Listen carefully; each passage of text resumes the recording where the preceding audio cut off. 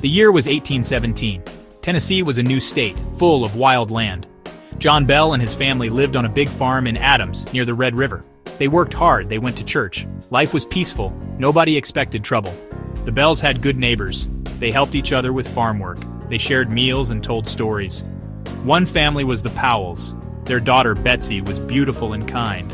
John Bell Jr., the oldest Bell's son, was strong and handsome. Everyone knew they would marry. Life on the frontier was hard, but the Bells were happy. They had a good farm, good friends, and each other. They didn't know that soon, their lives would change forever. A darkness was coming to their door, a darkness that would become legend. It began slowly, with small, strange events. The animals acted scared. Cows ran in circles. Horses wouldn't go near the woods. At night, the family heard noises outside. There were footsteps, but no one was there.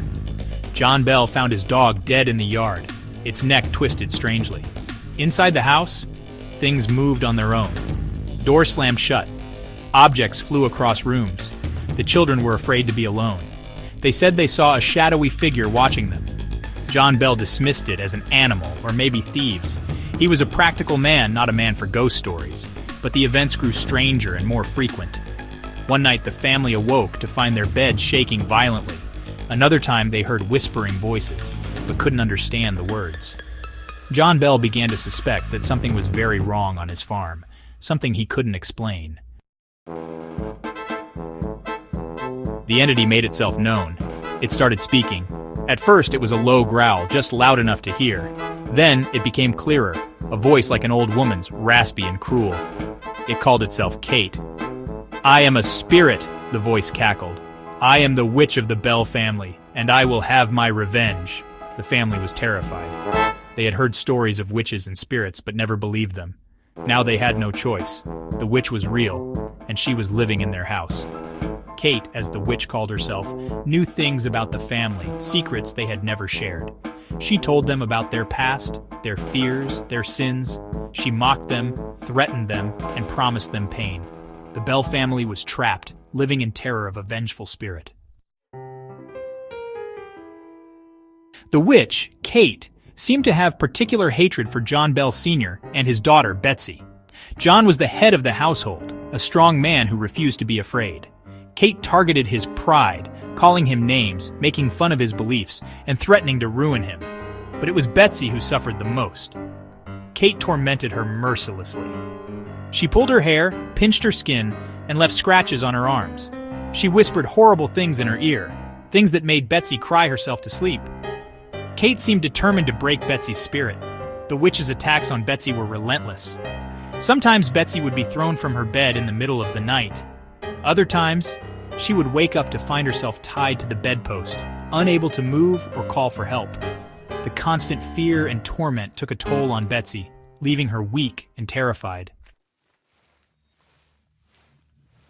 Word of the Bell Witch spread like wildfire. Neighbors whispered about the strange happenings at the farm. Some folks were skeptical, but honestly, many believed.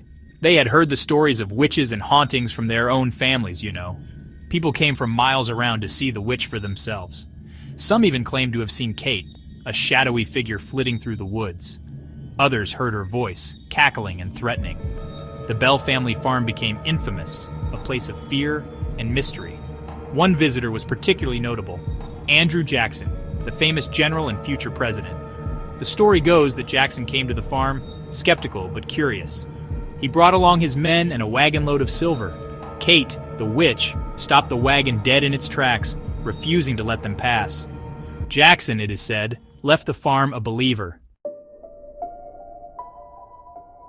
Years went by and the torment continued. John Bell Sr., once a strong and healthy man, grew weak and sickly. The witch seemed to be draining his life force. She bragged about it, saying, "I will have John Bell's soul." One cold December morning, John Bell was found dead in his bed. Next to him, a small vial of strange liquid was discovered. Some family members claimed that John had taken a sip of the liquid before he died. The witch, they said, had poisoned him. Whether John Bell died from poison, the witch's curse, or simply old age and exhaustion, no one knows for sure. But his death cast a dark shadow over the Bell family. The witch had taken her revenge on the Patriarch. But her reign of terror was far from over. With John Bell gone, the witch focused her attention on Betsy.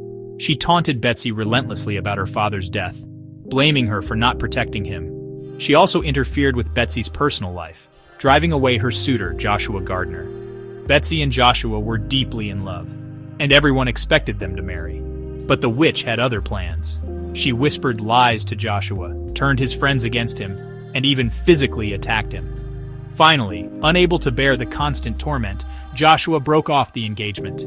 Heartbroken and terrified, Betsy withdrew from the world. She had lost her father, her fiancé, and any hope of a normal life. The witch had taken everything from her. The once vibrant young woman was now a shadow of her former self.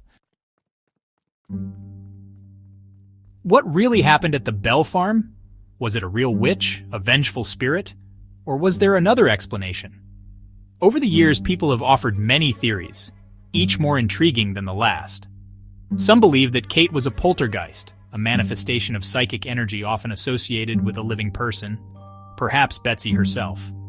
Others suggest that the haunting was a hoax, a cruel prank played by the Bells' neighbors. Still others point to natural explanations, like mass hysteria or environmental factors. Perhaps the most intriguing theory involves local folklore and superstition. In the early 19th century, people in rural Tennessee believed in witches and spirits. These beliefs were often rooted in fear of the unknown and a desire to explain the unexplainable. The story of the Bell Witch didn't end with the Bell family. It became a legend, passed down through generations. In 1894, a book by Martin Van Buren Ingram, a descendant of one of the witnesses, brought the story to a wider audience. Since then, the Bell Witch has inspired countless books, movies, and documentaries. People are still drawn to the story, captivated by its mystery and horror. Tourists flock to Adams, Tennessee, hoping to catch a glimpse of the witch or experience something unexplainable. The Bell Witch story is a reminder that some mysteries may never be solved. It's a story about the power of belief, the darkness that can lurk in the shadows, and the enduring fascination with the unknown. Whether you believe in ghosts or not, the Bell Witch legend continues to haunt our imaginations, reminding us that some stories never truly die.